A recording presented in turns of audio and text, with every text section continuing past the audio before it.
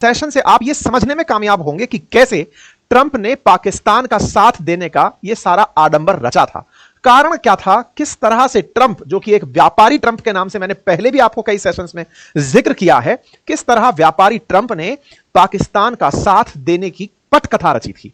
इसके आज हम आपको सारे तथ्य प्रस्तुत करेंगे और कहानी निकाल कर लाएंगे कि जब भारत ने पाकिस्तान को उसका पनिशमेंट दिया था, उस समय पर पाकिस्तान ने कैसे बैकडोर चैनल से अमेरिका से सेटिंग करी थी। आज पाकिस्तान की उस पूरी सेटिंग को आपके सामने लेकर हम आए हैं। यही कारण था कि भारत लगातार कहता रहा कि मैं किसी थर्ड पार्टी की मध्यस्थता स्वीकार नहीं करूंगा। उसके बावजूद भी ट्रंप मध्यस्थता के नाम पर पाकिस्तान को भारत के बराबर इंटरनेशनल लेवल पर इज्जत दिलाने के लिए जुटे रहे। हमने जिस बात पर सबसे ज्यादा प्रतिक्रियाएं दी थी वो यही थी कि आफ्टर ऑल क्यों पाकिस्तान को भारत के बराबर रखने का ट्रंप प्रयास कर रहे हैं।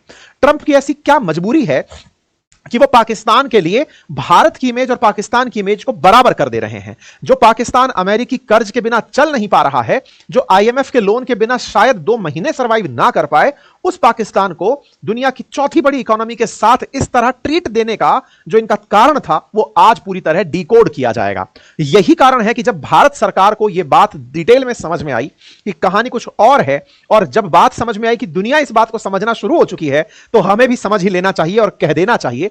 तभी जाकर भारत सरकार की तरफ से भी आपने कुछ बयान सुने, जिसमें हमारे विदेश मंत्री साफ कहते हुए सुनाई दिए। कल भी मैंने सेशन किया था कि ट्रंप का यह कहना कि उन्होंने मध्यस्थता की थी, गलत है। उनकी कोई मध्यस्थता नहीं थी, अमेरिका में था। अब चलते हैं इसके पीछे की पूरी कहानी में, क्योंकि शहबाज शरीफ तो बढ़िया धन्यवाद दिए थे ट्रंप को, यह कहते हुए कि धन्यवाद ट्रंप, आपकी मध्यस्थता ने सब रुकवा दिया है। जब भी कहीं कलेश होता है, अक्सर मैं आप लोगों को एक ही जगह ले जाता हूं, और वो है रोकड़ा, धन के ऊपर ले जाता हूं। मैं अक्सर आपको ट्रंप के बारे में यही कहता हूं कि ट्रंप ना कहें, इन्हें व्यापारी ट्रंप कहें। ये व्यापार करने के लिए अमेरिका के राष्ट्रपति बने हैं, और इस बात को समझने में भी आपको बहुत ज्यादा असमंजस नहीं होना चाहिए, क्योंकि अमेरिका एक कैपिटलिस्ट कंट्री है, पूंजीवादी देश है, पूंजीवादी ही है जो पूरी दुनिया पर राज करने के लिए वहां से निकलते हैं। मॉडर्न टाइम्स में, जैसे कभी पास्ट में हम लोग यूके के बारे में सुनते हैं, आज वो काम यूएस करता है।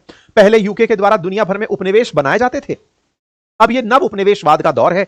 अमेरिका में बैठी हुई कंपनियां दुनिया भर के देशों पर अपना शासन कंपनियों के माध्यम से चला रही हैं। आप और हम ही देख लीजिए, आज बहुत सारी ऐसी कंपनियों पर हम डिपेंडेंट हैं जिनके खिलाफ बोलने की ना हमारी ना सरकारों की कोई भी हिम्मत नहीं है। आज आप और मैं जिस यूट्यूब से जुड़े हैं, चाहे ट्विटर से जुड़े हैं, फेसबुक से जुड़े हैं, इंस्टा से जुड़े हैं, और भी कोई सोशल मीडिया हैंडल उठा लाइए, वो सब अमेरिकी ड्रिवन है। चाहे वो गूगल है, सब अमेरिका कंट्रोल करता है। आपको कौन सी इंफॉर्मेशन दी जाएगी, कौन सी नहीं दी जाएगी, ये सब वो तय करता है। आप किस पर रिएक्ट करेंगे, वो भी वही तय करता है, और आप इसका कुछ नहीं कर सकते। वर्तमान में आप और हम डिजिटल गुलाम हैं, बस इसको कह नहीं पाते क्योंकि हम अपने देश में हैं। नई गुलामी जो है हमें समझ में थोड़ा लेट आती है। एनीवे, फिलहाल के लिए आज हम जिस और वस्तु स्थिति पर चर्चा कर रहे हैं, जो आने वाले समय में इस गुलामी का एक सिक्का बन जाएगी, उसका नाम है बिटकॉइन, या कहिए क्रिप्टो करेंसी। बिटकॉइन उसका एक एग्जांपल है। बात क्रिप्टो की है। क्रिप्टो दुनिया की वो करेंसी जिसका कोई माई बाप नहीं है। माई बाप नहीं है से क्या मतलब है? ब्लॉकचेन आधारित ऐसी करेंसी जिसको कोई देश गवर्न नहीं करता। आज रुपया जो है वो एक फिएट करेंसी के रूप में आरबीआई द्वारा गवर्न किया जाता है, भारत सरकार उसके पीछे खड़ी होती है। इसी प्रकार से डॉलर के पीछे अमेरिकी सरकार खड़ी होती है, लेकिन क्रिप्टो करेंसीज के पीछे कंपनियों द्वारा कुछ ऐसे ब्लॉकचेन के माध्यम से कोड बना दिए जाते हैं जिन कोड को वापस से नहीं बनाया जा सकता, और वो कोड पिछले वाले से ज्यादा टफ होते चले जाते हैं। कुछ इस तरह से कोड का निर्माण होता चला जाता है, और एक कैलकुलेशन होती है कि हाँ भाई, इतने ही कोड इस तरह से बन पाएंगे इस फॉर्मूले से, और उस कोड के ऊपर जनता वैसे ही पैसे लगाने लगती है जैसे गोल्ड के लिए पैसे। मतलब आप ऐसे समझिए कि आप क्रिप्टो करेंसी खरीदने के लिए अपने देश की करेंसी को इन्वेस्ट करते हैं, और उस इन्वेस्टमेंट से कहते हैं कि मैंने इतने कोड अपने पास रख लिए। या फिर ऐसे समझिए, जैसे आपने कहा कि मेरा ये फेसबुक अकाउंट है, तो एक अकाउंट अपने आप में कोड समझ लीजिए कि मेरे पास इतने सारे अकाउंट हैं। आसान भाषा में समझाने के लिहाज से कह रहा हूं, क्योंकि आप सोशल मीडिया से रिलेट करके समझ सकते हैं। मेरे पास इतने यूट्यूब अकाउंट हैं, तो ये 1 2 3 4 5 टाइप से आपके क्रिप्टो अकाउंट हो गए। ये क्रिप्टो के मेरे पैसे हो गए। इनको खरीदने के लिए आपने पैसा खर्च किया होता है। जैसे आज भी बहुत सारे अकाउंट्स को आप सोशल मीडिया पर जब देखते हैं तो देख पाते हैं कि ये धन बना रहे हैं, या फिर चैनलों को खरीदा जा रहा है, बहुत सारी कंपनियां टेक ओवर कर रही होती हैं। तो सोशल मीडिया जैसी चीजों को जब खरीद फरोख्त की जा सकती है रियल करेंसी में, तो ऐसे ही कुछ कोड्स हैं ब्लॉकचेन के, उन्हें खरीदा बेचा जाता है पैसे से। अब ये पैसा कौन सा होता है? हमारे देश की सरकार तो इसे अलाउ नहीं करती, तो हमारी करेंसी से तो आप खरीद नहीं सकते। तो फिर क्या होता है? हमारे जैसे देश जिन्होंने क्रिप्टो खरीदने को लीगल नहीं कर रखा है, उन देशों में जनरली ऐसा होता है कि आपके किया था। अच्छा, आप सुन लीजिएगा। अब यह बात मैंने 2 महीने पहले कही थी, अब उस बात को आज के कंटेक्स्ट में लेकर आता हूं। एक व्यक्ति से आपका परिचय कराता हूं, इसका नाम है गैंड्री बीच। ये बीच का जो आदमी है, गैंड्री बीच नाम का जो व्यक्ति है, इस इसको मैं बीच का आदमी क्यों बोल रहा हूं? ये बिचौलिया है असल मायने में। कैसे बिचौलिया है, अब मैं आपको आगे लेकर चलता हूं। इस व्यक्ति के चेहरे को पहचानिए और इसे ट्रंप के साथ देखिए। आप कहेंगे कि ट्रंप के साथ है तो नेताओं के साथ तो बहुत लोग होते हैं। अजी रुकिए, थोड़ा और आगे चलते हैं। ट्रंप के साथ इसकी तस्वीर को देखकर अब एक और तस्वीर देखिए। यह तस्वीर जो साइड में आपको दिख रही है, यह है जूनियर ट्रंप, जिन्हें एरिक ट्रंप के नाम से जानते हैं। ये ट्रंप के सुपुत्र हैं, छोटे ट्रंप जिन्हें कहिए। ये ट्रंप के जो सुपुत्र हैं, ये एरिक ब्रीच के बहुत जबरदस्त मित्र हैं। अब आप कहेंगे सर ये मित्रता वाला एंगल आप कहां से निकाल रहे हैं? तो चलिए उन खबरों को देखते हैं जहां पर यह बात स्थापित होती है। यहां पर 2025 की जनवरी की एक न्यूज कटिंग है, अरब न्यूज ने ली है और लिखा है Texas investors close to Trump eye investment in Pakistan housing energy mineral sectors. अब ये कहानी क्या है टेक्सास इन्वेस्टर्स की, अब वो समझते हैं। असल मायने में ये जो गैरी बीच नाम का आदमी है, ये करता क्या है? ट्रंप ने जब पहले चुनाव लड़ा था ना, पिछला राष्ट्रपति चुनाव, तो फंड रेज यही करके लाया था। देखो एक चीज समझो, आज भारत में भी चुनाव लड़ना किसी नेताजी के बिना पैसे के संभव नहीं है। हमारे जैसे देश में जहां इतने लोगों को मोबिलाइज करना होता है, सूचना से संचारित करना होता है, घर घर पहुंचना होता है, कैंपेन करानी होती है, बड़ी मीटिंग्स करानी होती है, पैसा खर्च होता है। अमेरिका में भी अगर आपको खबरें पहुंचानी है तो खर्चे भी उतने तेज होंगे। तो जब कोई राष्ट्रपति पद पर खड़ा होता है तो उसके लिए फंड रेज करना एक बहुत बड़ा टास्क होता है कि इतना पैसा मैं कहां से लेकर आऊंगा। अक्सर कहा जाता है कि प्रधानमंत्री नरेंद्र मोदी जब चुनाव में उतरे थे, जो आरोप उनके ऊपर अक्सर लगते हैं वो यही है कि मोदी जी ने अपनी दावेदारी पेश ही इस तरह की थी कि मैं अगर चुनाव में उतरता हूं तो मैं अपने विज्ञापन के लिए या फिर मेरे चुनाव कैंपेन को फंड करने के लिए लोग ले आऊंगा। अब देखो ये हिडन सीक्रेट है, ओपन सीक्रेट है। ओपन सीक्रेट क्यों है? क्योंकि हर राजनीतिक पार्टी किसी ना किसी राजनीतिक चंदे से ही चल रही होती है। कुछ फ्रंट रोड से आ रहे होते हैं, कुछ घूम घाम के आ रहे होते हैं। अब इस बात को और ज्यादा बोलते हैं तो इस पर और राजनीति होने लगती है, लेकिन आप और मैं ये अच्छे से फिल्में देखकर व्यावहारिक जीवन में समझ चुके हैं कि 100 आदमी की गैदरिंग करने में भी बहुत पैसा खर्च होता है और नेता तो दिन भर में 10-10 रैलियां लाखों लोगों के निपटा देते हैं, तो वो आसान काम नहीं है। खैर, फिलहाल के लिए जब ट्रंप चुनाव में उतरे तो ये जो व्यक्ति आपको दिख रहा है, इसने पुराने चुनावों में फंड रेज किया था, इकट्ठा किया था, और जब इकट्ठा किया तो बदले में वसूलेगा भी।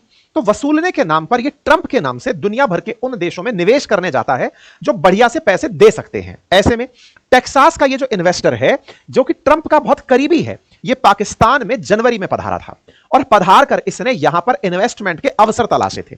ये गैरी बीच नाम का, जो गैंट्री बीच नाम का व्यक्ति है, ये पाकिस्तान के बाद फिर बांग्लादेश जाता है और बांग्लादेश जाकर वहां पर भी इन्वेस्टमेंट के ऑप्शन तलाशता है। अब आप पूछेंगे ये क्या कहानी है?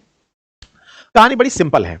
अक्सर ये देश ऐसे देशों को चूज करते हैं या फिर ऐसे लोगों को चूज किया जाता है कि इन पर दांव खेलो, ये आपकी सरकार पूरी तरह समर्पित कर देंगे। ये तो सबको पता है कि इमरान खान ने रूस की तरफ जैसे ही हाथ बढ़ाया था, अमेरिका ने तख्ता पलटा दिया था। भले ही शहबाज शरीफ की सरकार बाइडेन ने बनाई हो, लेकिन अमेरिका समर्थित सरकार है और शहबाज शरीफ डे वन से चाहते हैं कि बस अमेरिका हाथ अपना कंटिन्यू रखे, कहीं ऐसा ना हो कि बाइडेन का गुस्सा इनके ऊपर निकाल लिया जाए। पहले तो सोचा भी जा रहा था कि बाइडेन हटते ही शहबाज शरीफ को पलटा दिया जाएगा, लेकिन ये दोनों लोग एनी हाउ मैनेज करने में कामयाब हो गए। कौन कौन? चच्चा भी कामयाब हो गए और उधर शहबाज शरीफ भी।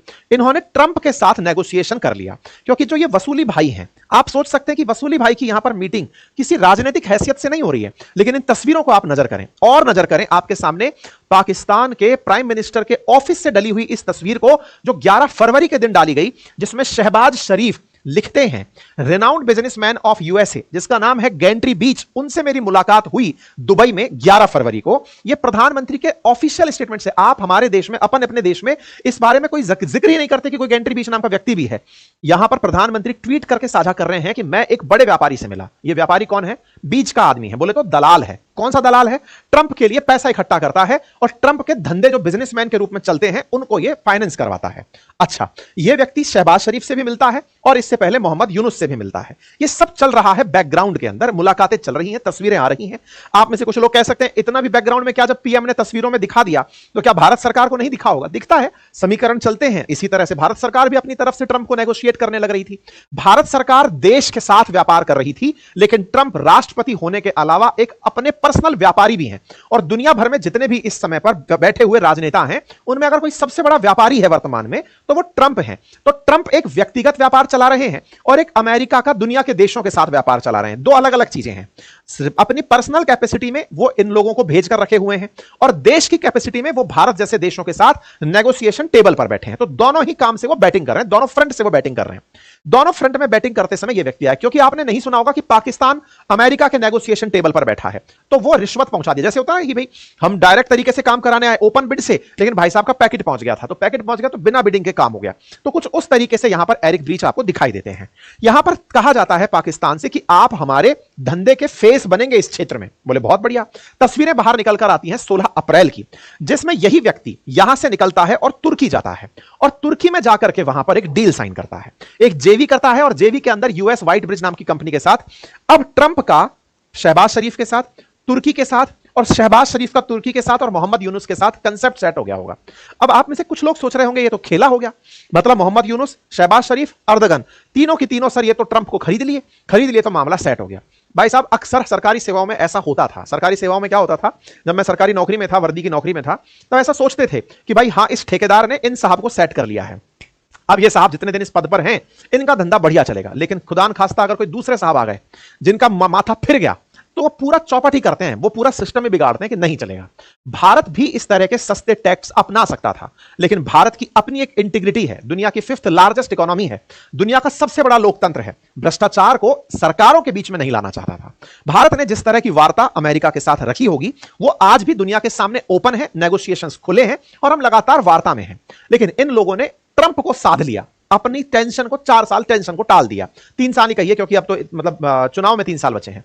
ऐसे में इन्होंने टेंशन टाल दी, ये कहा जा सकता है। अब ऐसे में ट्रंप के जूनियर यानी कि ट्रंप के जो बेटे हैं, वो पाकिस्तान में अपने धंधे को, टर्की में धंधे को और बांग्लादेश में अपने धंधे को बढ़ाने का काम शुरू करते हैं।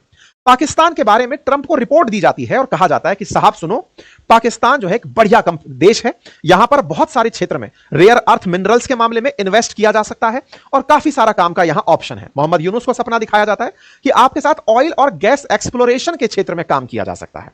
अब इस एरिक ट्रंप की कहानी को समझते हैं। बोले सर आपने इस आदमी के दम पर सारी कहानी लपेट दी, ऐसा तो नहीं हो सकता। अब इसको देखते हैं, आप यहां पर आइए, ट्रंप देखते हैं, ट्रंप के बेटे डोनाल्ड ट्रंप जूनियर को देखते हैं। डोनाल्ड ट्रंप जूनियर की एक कंपनी है जिसका नाम है MSMDF एग्रीकल्चर LLC। इस कंपनी का पैसा लगा है ईडन ग्रीन टेक्नोलॉजीज में, जिसको चलाता है गैंट्री बीच। मतलब गैंट्री बीच के साथ में पूरा कनेक्शन डोनाल्ड ट्रंप जूनियर का और जूनियर के परिवार का, ये प्रॉपर तरीके से दुनिया को पता है, मतलब अपनी खोज नहीं है, सब लोग बेहतर तरीके से जानते हैं कि इस आदमी की पकड़ डोनाल्ड ट्रंप तक है, ये दुनिया में एकदम ओपन सीक्रेट है। अब आपके दिमाग में फिर प्रश्न बनेगा, केवल सर निवेश के नाम पर तो ऐसे तो अमेरिका का निवेश भारत में भी है, ट्रंप ने तो कहा था कि शायद हो सकता है गुड़गांव में ट्रंप टावर खोल दें। रोकिए, अब यहां से आगे की बात करते हैं।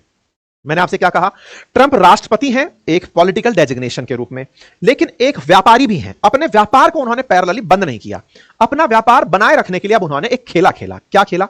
चुनाव प्रचार में उन्होंने बकायदा दुनिया को क्रिप्टो के बारे में बहुत मोटिवेट कर दिया, इतना मोटिवेट कर दिया कि उनके काल में अब क्रिप्टो का भाव डॉलर से 1 लाख से ऊपर चल रहा है, बिटकॉइन का भाव 1 लाख डॉलर से ऊपर चल रहा है। ऐसे में लोग ये मानते हैं कि ट्रंप के काल में क्रिप्टो बढ़िया चढ़ेगा, क्योंकि ट्रंप का संरक्षण है और बाइडेन की पार्टी के जो लोग हैं वो समझदार होते हुए भी उसका कुछ नहीं बिगाड़ पाएंगे, क्योंकि अमेरिका का राष्ट्रपति 4 साल के लिए फिक्स आता है। भारत की तरह नहीं है कि पॉलिटिकल अनरेस्ट खड़ा हो जाएगा और लोग कहेंगे कि सरकार से हटा दो, ऐसा नहीं होता है। अच्छा साहब, अब की कहानी क्या है?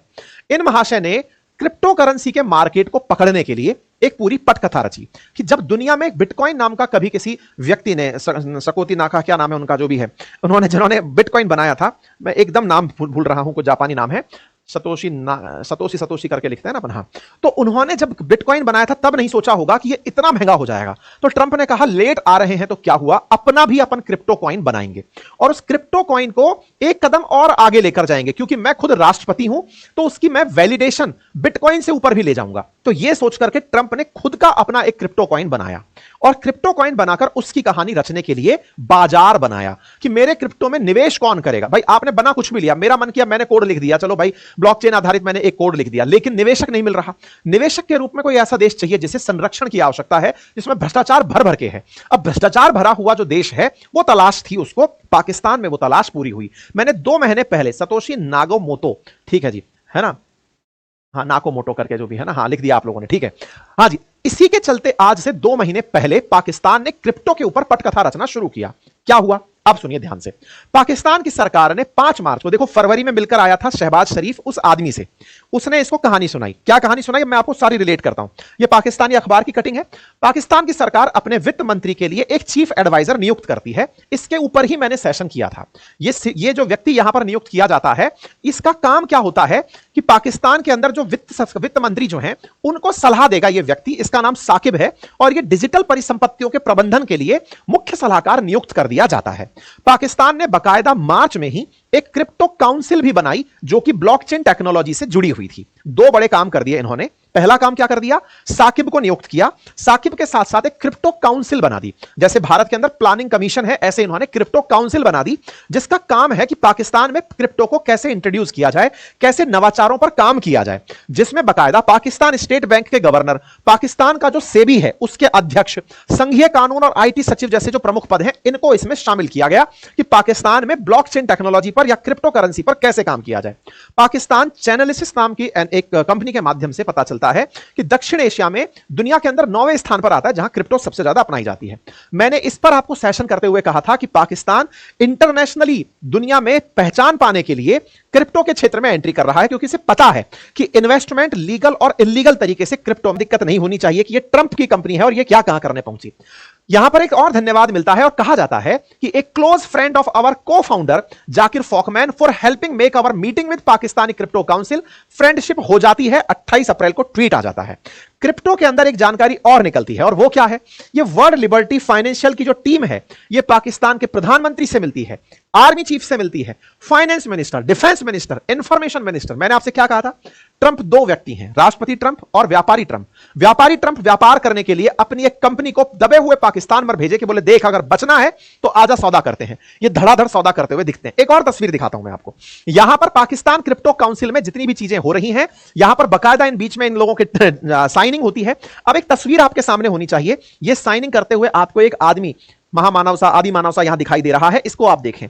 यदि आप पहचान रहे हैं तो यह व्यक्ति कौन है, यह वही व्यक्ति है जिसने की घोषणा की थी कि हम पर हमला होने वाला है। यह पाकिस्तान का इंफॉर्मेशन मिनिस्टर है जो कि साकिब के साथ बैठकर इस टीम से चर्चा करता हुआ तस्वीरों में दिख रहा है। पाकिस्तान क्रिप्टो काउंसिल इस तस्वीर को यहां साझा कर रही है। इससे और स्पष्ट यह होता है कि यह जो काउंसिल आई थी बातचीत करने, पाकिस्तान का पूरा महकमा उसके इंतजार में था और इसीलिए खबर बनती है कि पाकिस्तान ने एक ऐसी क्रिप्टो कंपनी के साथ डील साइन की है जिसमें ट्रंप के परिवार का 60% हिस्सा है। यानी कि ट्रंप ने उस पहलगाम हमले की कीमत वसूल ली थी उनके साथ वर्ल्ड लिबर्टी फाइनेंस की डील करके कि देखो बेटा तुमको अब बचाने वाला होगा तो कौन होगा, तो वो ट्रंप होगा और वो ट्रंप आपसे पैसा लेगा। अब आप पूछेंगे पाकिस्तान की ऐसी भी क्या स्थिति है वो जो फंसा पड़ा है, मतलब इस तरह की डील के पीछे की कहानी क्या है। इस कहानी को केवल इतने में समझ लीजिएगा क्योंकि अल्टीमेटली ट्रंप के जो कॉइन्स हैं अब उनमें पाकिस्तान की सेना के अध्यक्ष, यही कारण है मार्को रूबियो ने इनके सेना अध्यक्ष से बात की थी, हमारे देश में नहीं की थी। इन सेना वालों का जो पैसा है वो लगा होता है और उस पैसे को ही उस क्रिप्टो में ये लोग लगवाने के लिए ये सारा सेटिंग वेटिंग कर दिए हैं। ठीक है साहब। अब इसके अंदर एक और चेहरे को इंट्रोड्यूस करते हैं। ट्रंप ने जिस तरह से इस काम को करने के लिए पाकिस्तान क्रिप्टो काउंसिल से बातचीत की, उस क्रिप्टो काउंसिल से थोड़ा आगे चलते हैं और पहुंचते हैं शहबाज शरीफ के बेटे सलमान शहबाज पर। अब ये सलमान शहबाज की क्या कहानी है, अब वो सुनो।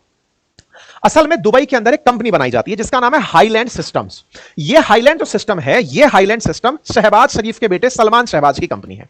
हाईलैंड सिस्टम को काम दिया जाता है कि ये पाकिस्तान सरकार को ब्लॉकचेन और क्रिप्टो माइनिंग मतलब क्रिप्टो को बनाने के लिए जो सॉफ्टवेयर या कंप्यूटर्स लगाए जाते हैं उसके लिए बड़ी मात्रा में बिजली की आवश्यकता होती है, वो सारी तकनीकी देगी ला करके। हाईलैंड के पास कोई चीज नहीं है। हाईलैंड को सारा सिस्टम अमेरिका देने वाला था। ऐसे में कंपनी में ट्रंप के बेटे एरिक ट्रंप और पाकिस्तान के टॉप मिलिट्री कॉन्ट्रैक्टर्स भी साझेदार हो जाते हैं। इस हाईलैंड सिस्टम के अंदर सब लोग शामिल होते हैं। दुबई में यह कंपनी बनती है। ट्रंप के करीबी निवेशक और क्रिप्टो लॉबी पहले से ही अमेरिका के रेगुलेशंस जो चल रहे हैं उनसे डरी हुई थी। उन्हें एक अस्थिर देश चाहिए था। सलमान की कंपनी को काम दिया जाता है कि बेटा तुम जो है जब माइनिंग होगी पाकिस्तान में, मतलब सॉफ्टवेयर्स के माध्यम से क्रिप्टो बनाई जा रही होगी, तो बिजली सप्लाई का टेंडर तुम्हें देंगे और पाकिस्तान के अंदर जो काउंसिल है उसके साथ अमेरिका की कंपनी का टाई अप तुम्हारे माध्यम से होगा। शहबाज शरीफ ने अपने बेटे को सेट कर दिया। मतलब वर्ल्ड लिबर्टी फाउंडेशन जिसके फाइनेंशियल जिसके साथ शहबाज शरीफ काम करवाना चाहते थे, बाकायदा पाकिस्तान क्रिप्टो काउंसिल की डील होती है और बीच में ये अपने बेटे को सेट कर देते हैं। ये जो वर्ल्ड लिबर्टी फाइनेंशियल है, इसने मार्च में USD1 नामक एक स्टेबल कॉइन लॉन्च किया। स्टेबल कॉइन वो कॉइन होते हैं जिनके पीछे पैसा बैक में लगाया जाता है। मतलब $1 के बराबर एक कॉइन, कुछ इस तरह से समझ लीजिए, इसके पीछे कोई एसेट खड़ा कर दिया गया। तो ट्रंप ने मान लो अपनी कुल वर्थ के बराबर एसेट लॉन्च कर दिए, कॉइन लॉन्च कर दिए। अब दुनिया वाले उन्हें खरीदते रहे, जितने में ले जाना है ले जाओ। क्रिप्टो के अन्य कॉइन की तुलना में थोड़ा ज्यादा सेफ कॉइन माना जाता है और इसी कारण से यह व्यक्ति बाकायदा एक जेनियस एक्ट भी ले आया स्टेबल कॉइन को स्टेबिलिटी देने के लिए अमेरिका के अंदर, यानी अपना कॉइन बनाया और उस कॉइन की मार्केट कैप इस समय 18,000 करोड़ है। ट्रंप ने खुद का कॉइन बनाया, जैसे बिटकॉइन है ऐसे खुद का कॉइन बनाया। और सुनिएगा, इसी के साथ साथ WLF में क्रिप्टो के अंदर तो सारा हो ही रहा है, ट्रंप के पास एक ट्रंप मीम कॉइन भी है जिसकी 80% भागीदारी उसकी खुद की है, जिसमें उसका 1 लाख करोड़ तक का बाजार है। अब आप समझिए पूरा खेला क्या है। ट्रंप ने अपनी क्रिप्टो बनाई, उस क्रिप्टो के अंदर पैसा लगवाने के लिए लोग चाहिए थे। लोग में पाकिस्तान का नंबर 2 का सारा पैसा मांगा और कहा कि तुम मेरे ट्रंप कार्ड में पैसे लगाओ और मैं तुम्हें सुरक्षा दूंगा, तुम्हें अंतरराष्ट्रीय रूप से इतनी इज्जत दिलवाऊंगा क्योंकि पूरा PR गेम मेरा है। मैं जाकर दुनिया के सामने कहूंगा कि भारत और पाकिस्तान के बीच बराबरी करवाई है मैंने, शांति करवाई है, दोनों न्यूक्लियर कैपेबल स्टेट हैं। ट्रंप का इस तरह बिकना ही आसिम मुनीर को ले जाता है, टिकाता है कि भैया इन्हें मार्शल बना दो, फील्ड मार्शल बना दो, और ये पूरा की पूरा खेला सिमट जाता है। आपको यह भी समझ में आना चाहिए कि इसी के चलते टिम कुक को, जो एप्पल के CEO हैं, ट्रंप उन्हें धमकाते हुए कहते हैं कि भारत से बना हुआ फोन तुम अमेरिका नहीं भेजोगे, अदरवाइज मैं तुम पर 25% टैरिफ लगाऊंगा। ये जो बेबुद्धि की बातें कर रहा है, असल में इसके पीछे की जो जालसाजी है वो ये कि यह व्यक्ति खुद का अपना व्यापार और उद्योगपतियों के पैरेलल खड़ा करना चाहता है और इसकी इस व्यापारिक चाहत ने कहां ले जाकर चीजों को